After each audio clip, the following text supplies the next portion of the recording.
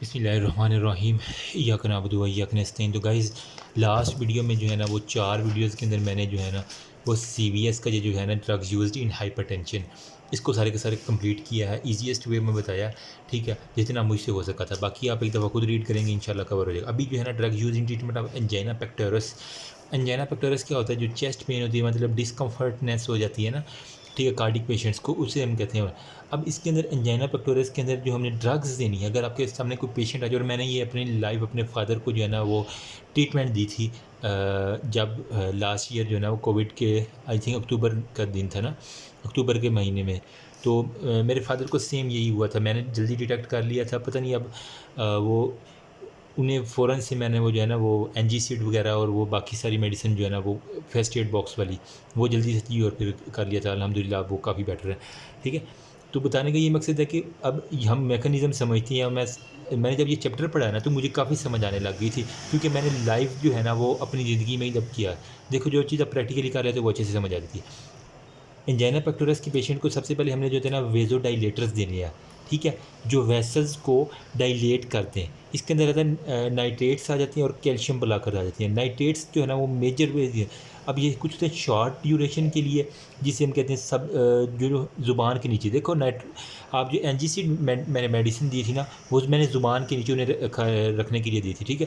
तो वो था सबलिंगुअल, मतलब वो शॉर्ट ड्यूरेशन है लेकिन फ़ौरन जाके एक्ट करता है, इसलिए इसे हम कहते हैं शॉर्ट ड्यूरेशन। एक इंटरमीडिएट जो हम मुंह के ज़रिए खाने के लिए देते हैं उसे हम कहते हैं ओरल नाइट्रोग्लिसरिन। लेकिन लॉन्ग ड्यूरेशन के लिए हमने ट्रांसडर्मल, मतलब यहाँ स्किन के ऊपर जो है ना वो हमने उसको इंजेक्शन लगवाना होता है नाइट्रेट्स का।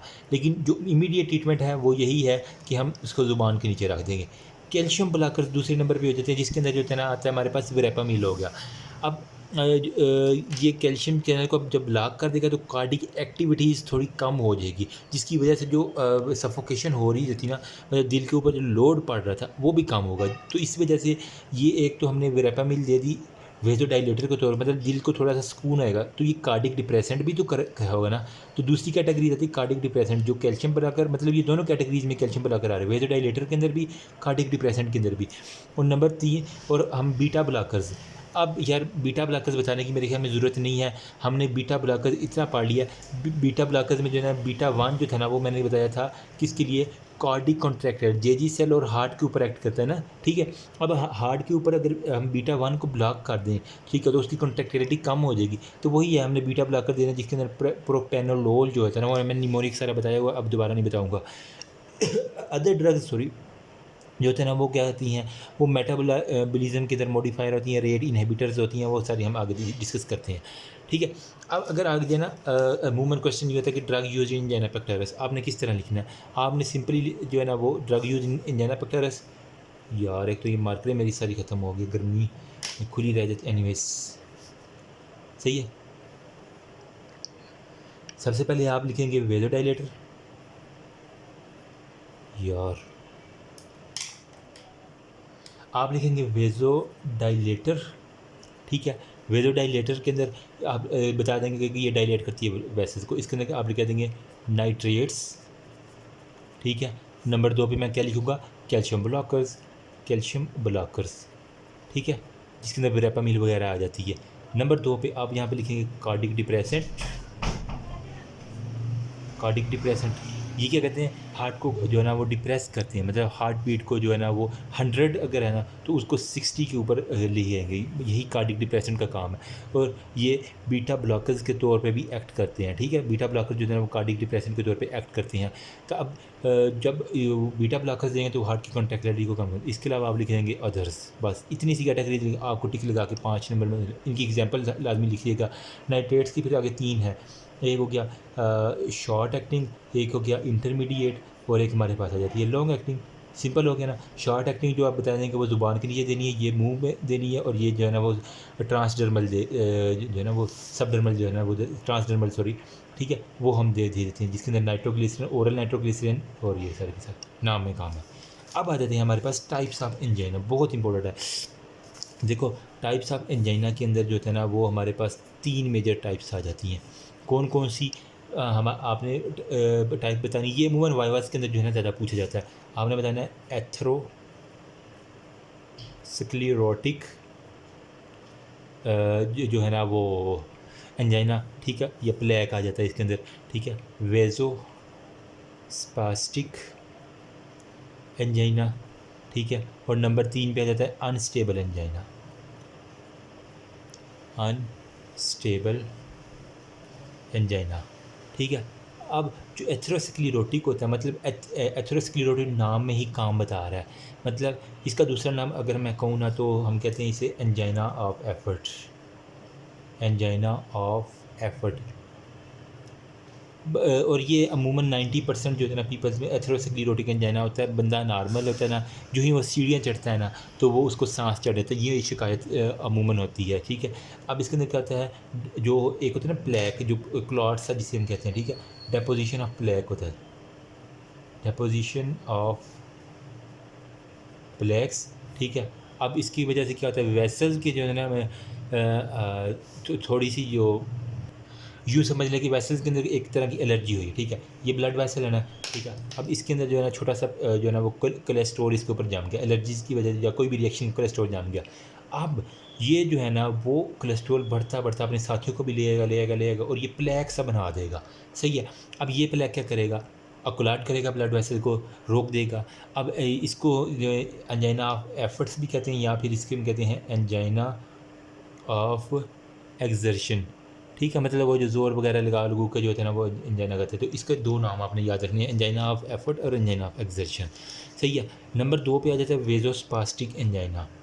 वेजोस्पास्टिक के अंदर क्या होता है, वेजोस्पास्टिक मतलब स्पैज़म हो गया ब्लड वेसल का, ब्लड वेसल के अंदर अकड़ाव आ गया, वो ये होता है ना पाइप होता है वो यूँ मुड़ जाता है। तो आप वहीं से याद रखें वेजोस में आपको बताएंगे यहाँ पे क्या होता है, simply vasospasm of blood vessel, vasospasm of blood vessel, ठीक है जी। और इसका दूसरा नाम हम इसके लिए बुक में लिया था वेरिएंट एंजाइना, वेरिएंट एंजाइना या ट्विन मेटल एंजाइना भी कहीं भी लिखा हुआ है ना किसी बुक के अंदर, ट्विन मेटल एंजाइना। ये आपने नाम याद करने क्योंकि यहाँ पे एमसीक्यूज जो है ना वो ठक ठक करके लगने होते हैं। इसका एक और नाम भी मैंने पढ़ा था, रेस्ट एंजाइना भी इसके अंदर लिखा होता है, प्रिजमेंटल एंजाइना भी लिखा होता है, प्रिजमेंटल मतलब दिमागी तौर पर जो है ना वो मेंटल हो गई है ये एंजाइना, वेसल जो है ना पागल हो गई है और वो मुड़ गई है। मैंने तो यूँ याद किया था प्रिजमेंटल का ना, मेंटल हो गया, ठीक है। तो आप ये यूँ याद रखें, आपको अच्छा निमोनिक याद हो जाएगा। और ये मैंने एक एमसीक्यू भी देखा था यूनिवर्सिटी के अंदर। अनस्टेबल जो होता है ना ये मोस्ट सवेयर होता है, जो हम ना इसको हम कंट्रोल नहीं कर सकते, मोस्ट वेयर होता है। अब इसके अंदर पेन अटैक्स होते हैं कॉन्टीन्यूसली, मुसलसल पेन अटैक्स होते हैं कॉन्टीन्यूसली, ठीक है। और ये इस साथ जो है ना वो प्लेटलेट्स जो होते हैं ना उनकी एग्रीगेशन शुरू हो जाती है, सही है। और ये अनस्टेबल एंजाइना किस चीज़ को लीड करता है, ये लीड करेगा हमारे पास जो एक्यूट क्रोनिक सिंड्रोम्स जितनी भी आ रही ना उनको, अचानक जितनी भी एक्यूट और क्रोनिक जितनी भी सिंड्रोम्स हमारे पास आती है ना उनको, और ये अल्टीमेटली हार्ट की जो है वो फेलियर कर देता है, ठीक है। इनके अंदर ऐसा जो है ना वो एमरजेंसी की हमें ज़रूरत नहीं पड़ती, लेकिन इसके अंदर जो है ना पेशेंट को शदीद तरीन पेन होती है, ठीक है। वो पेन अटैक्स होते हैं, मतलब दिल के ऊपर वो हाथ रख के धाड़े मारने वाली जो थी पेन वो होती है। तो इसके अंदर हमें एमरजेंसी फ़ौरन से पहले देनी होती है, वरना बंदा हार्ट फेलियर के साथ अल्लाह को प्यारा हो जाता है, ये बात है। अभी मैं बुक से थोड़ा सा दिखा देता हूँ, ठीक है। एथेरोस्क्लेरोटिक में एंजाइना ऑफ एफर्ट्स मैंने बता दिया था यहाँ पे, एंजाइना ऑफ एफर्ट्स, ठीक है, वही बात की है। क्लासिकल एंजाइना भी इसे कहते हैं, कुछ बुक्स के अंदर अब नहीं के अंदर एडिशन में है। एथेरोमिएटिस प्लेक्स जो होता है ना वो आउटसाइड दबाना मोर क्रोनरी, मतलब जो हार्ट को, ये हार्ट है ना इसको जो ब्लड वेसल सप्लाई कर रही है उसे हम कहते हैं क्रोनरी वेसल। अब उस क्रोनरी वेसल, ये सपोज ये क्रोनरी वेसल है, ठीक है, ये मेरा दिल है, तो यहाँ पे वो कह रहा है कि कोई ना प्लेक वगैरह बन गया, ठीक है, 1 और मोर क्रोनी आर्टरी, एक के अंदर मान गई या एक से ज़्यादा के अंदर। अब क्या होगा, अब यहाँ दिल को भी तो यार ब्लड सप्लाई चाहिए ना। दिल क्या करेगा, वो उस दिल को एक तरह का ना वो सांस चढ़ जाएगा, यूँ समझ लें। अब दिल क्या करेगा, ज़्यादा जोर लगाएगा ताकि मेरे मसल को भी ज़्यादा से ज़्यादा ऑक्सीजन पहुँचे। वही कह रहा है कार्डिक वर्क इंक्रीज़ हो जाएगा, ठीक है। तो अब वो जो थोड़ी सी भी एक्सरसाइज करेगा उसको इतना ज़्यादा सांस फूल जाएगा ना। तो इन एक्सरसाइज में देखा गया ऐसे पेशेंट को ऑब्स्ट्रक्शन ऑफ फ्लो हो गया, इन एडिकेट ऑक्सीजन की डिलीवरी नहीं हो रही, ठीक है। जब ऑक्सीजन की डिलीवरी नहीं होगी ठीक है। O2 जब हम कम है तो अल्टीमेटली बात है कि एसिड मेटाबोलाइट तो बनने ही बनने हैं। ये आपने बायोकेम के अंदर पढ़ा होगा कि एसिड मेटाबोलाइट बनती है, ठीक है। अब इसकी वजह से इस्कीमिक चेंज होती है जो कि मायोकार्डियल पेन को जो है ना वो उसे एक तो सांस चढ़ेगा, उसके बाद उसको मायोकार्डियल हल्की हल्की वो कहते हैं दिल में याद दर्द होती है मैं जब भागता हूँ। ऐसा पेशेंट ये आपके पास लिटरली आएंगे इस तरह के। Rest usually lead to complete relief of the pain होगा। अच्छा, वो कहते जब मैं फिर ना थोड़ी देर कुर्सी पे बैठ जाऊँ या थोड़ी देर लेट जाऊँ तो 10-15 मिनट बाद ठीक हो जाता है। वही बात कर रहे हैं कि 10-15 मिनट के अंदर ये जो है ना दोबारा आ जाता है। तो इसको हम एंजाइना ऑफ एक्सोजन भी कहते हैं और ये 90% जो होता है ना पेशेंट्स के अंदर देखा गया। वेजोस्पेस्टिक के अंदर जिसमें पागल हो जाता है, मतलब प्रिजमेंटल मैंने निमोनिक याद किया हुआ था। तो इसके अंदर क्या है, इसको रेस्ट एंजाइना कहते हैं, वेरिएंट एंजाइना है, प्रिजमेंटल की मैंने बताया ना, वेरिएंट, ट्विन मेटल, रेस्ट या प्रिजमेंटल एंजाइना, इसके ये 3-4 नाम है। तो ये क्या करता है, रिस्पॉन्सिबल होता है अच्छा 90%, ये 10% से भी कम ना जो वेजोस्पेस्टिक पेशेंट आते हैं। स्पेज़म ऑफ द कोरोनरी आर्टरी, मतलब ये जो कोरोनरी आर्टरी ना ये इसके अंदर अकड़ा हुआ आ गया, ये मतलब ये एक तरह मुड़ गई है, यूँ समझ लें। और एरिथ्रोस्क्लेरोटिक प्लॉग भी कहीं कहीं आपको देखने में मिल जाता है एनी टाइम ड्यूरिंग स्लीप। मतलब ये जब वो पेशेंट कहता है मैं जब सोया होता है ना मुझे फिर अचानक से जो ना ये पेशेंट उठ के बैठ जाता है, उसे सांस नहीं आ रहा, मतलब दिल के अंदर जो है ना धड़कन अचानक इतनी ज़्यादा तेज़ हो गई है। तो ये डिट्यूरिएट करता है अनस्टेबल एंजाइना को भी, ठीक है। तो इसका एक और नाम हो गया अनस्टेबल एंजाइना। लास्ट पे आ जाता है हमारे पास क्या, ये अनस्टेबल एंजाइना। मतलब अगर वही जो प्रिजमेंटल एंजाइना है ना वो अगर ट्रीट ना किए जाए वक्त पे तो ये अनस्टेबल एंजाइना में के अंदर, अनस्टेबल के अंदर का तो हम स्टेबल नहीं करते। या क्रिसेंडो एंजाइना भी इसका दूसरा नाम मैं यहाँ बताना भूल गया, इसका दूसरा नाम आपने लिखना है, क्या है स्पेलिंग है, क्रिसेंडो, CRESENDO, एंडो मतलब एंड कर देता है ये, अगर इसकी ट्रेट ट्रा किया जाए यूँ याद कर ले, क्रिसेंडो। एक्यूट क्रोनरी सिंड्रोम इसके अंदर आ जाती हैं, ठीक है। Character increase frequency severity of attack that result में कम्बिनेशन ऑफ, इसके अंदर प्लेक्स भी आते हैं, प्लेटलेट एग्रीगेशन भी आते हैं और वेजोस्पेयर, मतलब हर चीज़ कंपाइल हो जाती है। ये वाली सिम्टम्स भी, ओहो फोकस को क्या हो गया, ये वाली सिम्टम वेजोस्पेस्टिक की सिम्टम्स और इसके अलावा प्लेटलेट की एग्रीगेशन वाली सिम्टम्स भी आ जाती हैं। अनस्टेबल एंड देन थोड़ा इमीडिएट प्रीकर्सर कहते हैं फ़ौरन जो है ना हमें मेडिकल इमरजेंसी में इसको ट्रीटमेंट देनी पड़ती है। तो ये था गाइस इसके बारे में छोटा सा कंसेप्ट। इसके अलावा जो है ना वो चंद एक चीज़ें हैं आपको बतानी ज़रूरी है। एक ये हार्ट है ना, ठीक है, जो जो ब्लड आ रहा है उसे हम कहते हैं प्री लोड, और जो वेंट्रिकल से निकल रहा है ना वर्क करने के बाद उसे हम कहते हैं आफ्टर लोड। ऐसे ही है ना, तो ये प्री लोड ये है ना वॉल्यूम और वीनस टोन ये सारे इसके ऊपर डिपेंड करते हैं, ठीक है। एक इसके अंदर आपको अमूमन पूछती हैं वो होता है double product. What is double product, DOUBL, double product. Double product क्या होता है, अमूमन यूँ ही लिखे आ जाते हैं 1.5 का। तो आपने बताना है जो भी हमारे पास सिस्टोलिक है ना, ठीक है, ये अमूमन MCQs के अंदर भी देखा गया मैंने। आपने बताना है सिस्टोलिक मल्टीप्लाई बाय जो हमारी हार्ट रेट है, ठीक है। सिस्टोलिक में मतलब जो कंट्रैक्शन करती हैं, जो प्रेशर हमें मिलता है ना उसे हम कहते हैं systolic pressure. Systolic pressure multiply by heart rate in 1 minute, 1 minute में दिल कितनी दफ़ा धड़क रहा है। तो सिस्टोलिक प्रेशर अमूमन 120 होता है, इसको मल्टीप्लाई करते हैं, हार्ट रेट नॉर्मली अमूमन होता है 70, ठीक है। अब आपने कंडीशन देखनी है कि वो क्वेश्चन में क्या पूछा हुआ, तो उसको मल्टीप्लाई कर देना, तो जो जवाब आएगा वो आपका जवाब, उसको आप कहेंगे डबल प्रोडक्ट। बस ये एक इक्वेशन याद करनी है, systolic multiply by heart rate, ये इंपॉर्टेंट थी। क्यों हम ये मल्टीप्लाई कर रहे हैं, आपने बताना है कि ये हमें डिफ़ाइन करता है क्या चीज़, फंक्शन ऑफ हार्ट को, मतलब फंक्शन ऑफ हार्ट कितना वर्क कर रहा है इसको डिफ़ाइन करता है, कह रहे हैं वर्किंग ऑफ हार्ट को, ठीक है, इन सिंपल वर्ड। तो बाकी ये टेबल देख लो, एंजाइना ऑफ एफर्ट्स, एफर्ट हो गया क्लासिकल एंजाइना, इसका दूसरा नाम, या एथेरोस्क्लेरोटिक एंजाइना। 3 नाम आपको फिंगर टिप्स पे आने चाहिए, एफर्ट, क्लासिक या एथेरोस्क्लेरोटिक, वही है प्रेसिपिटेटेड, और इसको एक्सर्जन भी, एंजाइना ऑफ एक्सर्जन भी कहते हैं, मैंने ऑलरेडी बता दिया, ठीक है। स्ट्रेनिंग चेस्ट पेन होती है, क्रशिंग चेस्ट पेन होती है। वेजोस्पेस्टिक मतलब दूसरे नंबर वाली जो है वेजोस्पेस्टिक वेरिएंट प्रिजमेंटल एंजाइना, जिसमें पागल हो जाती है वैसल, वो मैंने बताया था ना, ठीक है। तो angina is reversible spasm of the coronary vessel. Simple coronary vasodilators क्या होते हैं, वो कहता है यूजफुल इन एंजाइना, जो हमने वेजोडाइलेटर दिए हैं ना यहाँ पे टेबल में मैंने बताया है ना, ठीक है। वेजोडाइलेटर्स जितने भी नाइट्रेट या कैल्शियम पर आकर वेरापामिल वगैरह, ठीक है। तो वो कह रहा है कि ये हमारे पास एंजाइना के अंदर यूज़फुल होते हैं, स्पेशली जो कोरोनरी की वेसल की डायलेशन। देखो ना, जब किधर गया यार वो जो मैंने बनाया था यहाँ, ये ठीक है। ये है ना वेसल, अगर इसको वेज़ोडाइलेटर दे देंगे तो देखो ये वेसल थी ना, अगर वेज़ोडाइलेटर दी तो वेसल यहाँ से और यहाँ से सपोज कर इतनी फूल गई है। अब अगर प्लेक है भी तो इतना रास्ता तो हमारे पास बन ही गया है कि इतना एडिशनल खून जा सके दिल के मसल तक। सही हो गया। तो ये बात बस समझानी थी आपको, ठीक है। और मंडे डिजीज़ एक आ जाती है, बहुत इंपॉर्टेंट है। देखिए जो पेशेंट जो होते हैं ना वो फैक्ट्रियों में काम करते हैं, उनको ये मंडे डिजीज़ होती है। क्या कहते हैं, industrial disease caused by chronic exposure vasodilating concentration of organic nitrate. ऐसे लोग जो उस फैक्ट्री में काम करते हैं जहाँ ऑर्गेनिक नाइट्रेट मतलब खादों वाली फैक्ट्री में अमूमन जो काम करते हैं नाइट्रेट्स वाली में, उनको ये सिंड्रोम होती है। Headache, dizziness, tachycardia on return जा। देखो जो है ना ये फैक्ट्री लगी हुई है ना, ठीक है, यहाँ पे नाइट्रेट्स वगैरह का काम होता है। तो उन्होंने देखा कि जो मंडे से जो है ना वो फ्राइडे तक वो काम करते हैं, ठीक है, मज़दूर।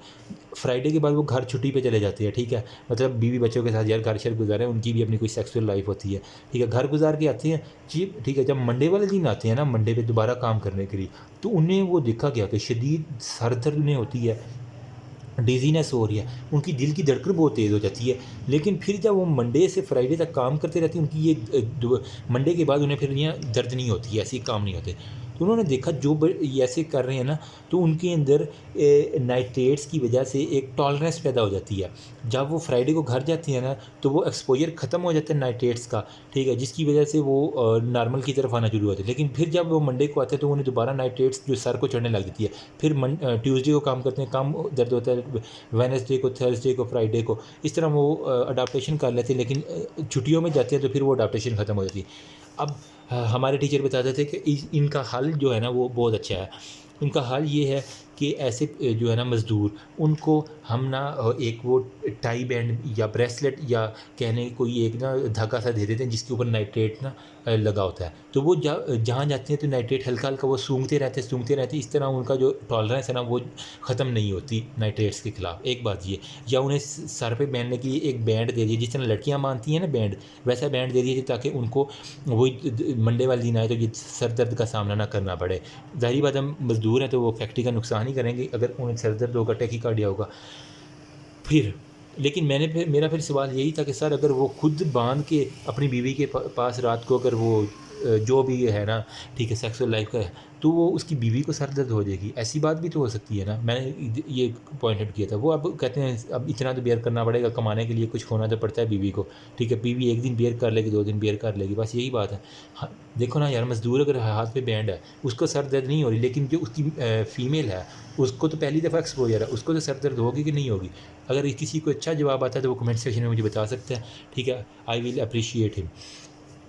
नाइट्रेट टॉलरेंस क्या होती है? Tachyphylaxis, nitrate low effect of nitrate vasodilator when exposure for long 10 to 12। वो कहते हैं जब 10 से 12 घंटे तक हम नाइट्रेट के अंदर रहते हैं ना, तो हमारे अंदर जो है ना वो एक टॉलरेंस ही पैदा हो जाती है और हमें ये सिम्टम्स नहीं आते। वही बात है। अनस्टेबल एंजाइना में क्या कहता है? Rapidly progressing increase in frequency severity of anginal attack हो गया।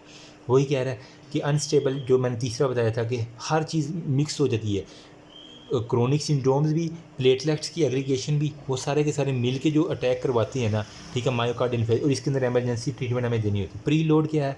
फिलिंग प्रेशर ऑफ जो ब्लड आ रहा है उसे हम प्री लोड करते हैं। ऑलरेडी बता चुके जी, हम वीनस स्टोन और ब्लड वॉल्यूम के ऊपर डिपेंड करते हैं, मैंने ऑलरेडी यहाँ पे बता दिया, ठीक है। होप सो फोकस्ड हो जाएगा, ठीक है।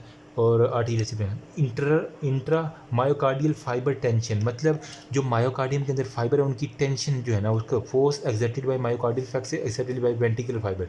वेंट्रिकल्स के जो फाइबर्स है ना ये वाले, ठीक है, ये ऊपर दोनों एट्रिया हो गए, राइट और लेफ्ट, और नीचे दोनों वेंट्रिकल होगी। इनके जो फाइबर्स है ना, इनकी टेंशन की वजह से जो फोर्स एक्सर्ट होती है ना, वही इसी को कह रहे हैं कि वो टेंशन, उसको कहते हैं कि मतलब जितना ब्लड ज़्यादा आएगा उतनी इनके अंदर टेंशन ज़्यादा होगी ना। अगर ये थोड़ा ब्लड आया तो ये कम फूलेंगे, अगर ज़्यादा ब्लड आया तो इतनी ज़्यादा टेंशन हो जाएगी। तो वो यही बात कर रहे हैं कि जो प्रेशर एक्सर्ट होता है ना, ऑक्सीजन की डिमांड के ऊपर डिपेंड करता है। डबल प्रोडक्ट मैंने बता दिया है, systolic multiply by heart rate, तो वही बात कर रहा है। आप कार्डिक आउटपुट की जो है ना वर्किंग को देख सकते हैं। मायोकार्डियल रीवेस्कुलराइजेशन क्या है?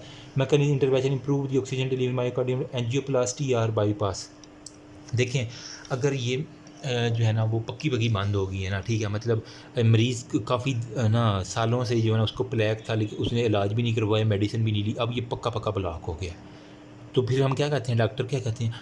कि भाई हम इसकी जो है ना वो बाईपास करेंगे। बाईपास बेसिकली होता क्या है, एक किसी शहर का बाईपास क्या होता है, एक एक्स्ट्रा रूट होता है मंजिल तक जाने के लिए, ठीक है। अब ये वाली वेसल ठीक है, ये वाली वेसल यहाँ बुला के, लेकिन हमने ब्लड यहाँ पे पहुँचाना है, तो हम क्या करते हैं, कोई भी वेसल को लेके ना यहाँ पे एक इम्प्लांट कर देते हैं, ठीक है। अब यहाँ से ब्लड यहाँ से भी एक प्लांट कर दी, यहाँ से डिस्पोज कर लें, तो ये वाला अगर यह ब्लॉक है ना, तो ब्लड यहाँ से बाईपास करके ऊपर ऊपर से होता मैं मंजिल तक पहुँच तो गया ना, ठीक है। तो यही वो हम बाईपास करते हैं कि जिसको हम कहते हैं कार्डिक बाईपास या फिर एंजियोप्लास्टी। मतलब हम कोई ऐसा स्टड डालते हैं। स्टड क्या होता है, एक तरह की समझ लें नीडल होती है जो प्लेग के अंदर जाके ना, ओ माय गॉड मोबाइल इतना गर्म हो गया। अच्छा, नीडल कोई ऐसी समझ लें नीडल होती है जो जाके ना यहाँ पे जाके ना प्लेग के ऊपर अपना इफ़ेक्ट करती है। उसके ऊपर एंजाइम होते हैं, वो एंजाइम क्या करते हैं, ये प्लेग को ही खा लेते हैं, ठीक है। जब ये खा लेंगे तो ये रास्ता सारा खुल जाएगा और ये हमारे मज़े हो जाएंगे। ये सिर्फ उन पेशेंट्स के लिए होते हैं जो कि अभी इतने ज़्यादा सवेयर नहीं होते, लेकिन अगर ज़्यादा क्रोनरी आर्टरी ब्लॉकेज हो तो फिर ओपन हार्ट सर्जरी करनी पड़ती है। तो गाइस ये था छोटा सा कंसेप्ट। बाकी मैं नेक्स्ट वीडियो में बताता, होप सो कुछ ना कुछ गेन हुआ होगा आपको, ठीक है। बाकी अगर अच्छी लगी है वीडियो तो अपने दोस्तों की ज़रूर मदद किया करें। Thank you so much. अल्लाह हाफिज़।